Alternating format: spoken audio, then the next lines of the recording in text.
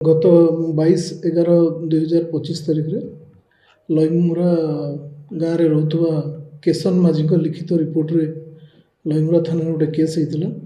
Case number है 82/22/11/2025 section 103 close 1 भारतीय न्याय संहिता से अभियोग करते जो झील जी कि विवाहिता थिले किंतु स्वामी अलग रोते बापघर रोते शव घर ठार किसी दूर जंगल पाखे पड़ी से विषय आसिक से रिपोर्ट देते। रिपोर्ट पाइबा से कौन अभियुक्त ना लिखाई नाला। रिपोर्ट पाइबा आमर पुलिस तरफ तदंत आरंभ कर साइंटिफिक टीम घटनास्थल परिदर्शन करते। सीनियर अफिसर घटनास्थल परिदर्शन करते। से घटनास्थल जहाँ स्पॉट रू जहाँ जहाँ प्रमाण मिलता फिजिकल एविडेंस ताको कलेक्शन करा किसी मद बोतल थिला, गोटे टिफिन में किसी मांस था अन्य जिनस कलेक्शन करागला।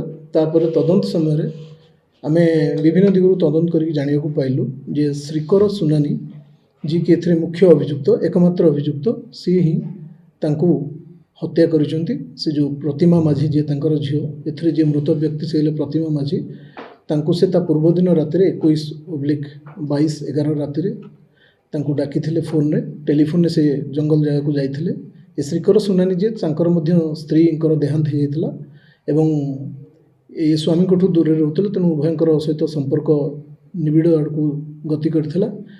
एवं परे ये जो प्रतिमा माझी सहित विवाह करने कहते किंतु ये 6 मास तले आउ जन को विवाह करगले जो अभियुक्त ताकू नहीं से दिन राति भर पाटितुंड है। एवं अभियुक्त जी रास्ता हटाइवाई तंटी चिपिकी हत्या करथिया कथा साक्षी मान आगे दोष स्वीकार कले। एवं दोष स्वीकार करने पर जो मोबाइल फोन थिला जी मृत व्यक्तिंकर मोबाइल फोन को लेकिन से घर भाड़ी में लुचेक रखिते। साक्षी मान सांगरे नहीं पुलिस को सांगरे नहीं उक्त घटनास्थल से मोबाइल जबत करागला। एवं सबू तथ्य प्रमाण एवं पारिपार्श्विक प्रमाण को आधार करके श्रीकर सुनानी जे गिरफ्त कर आज कोर्ट चालान करा।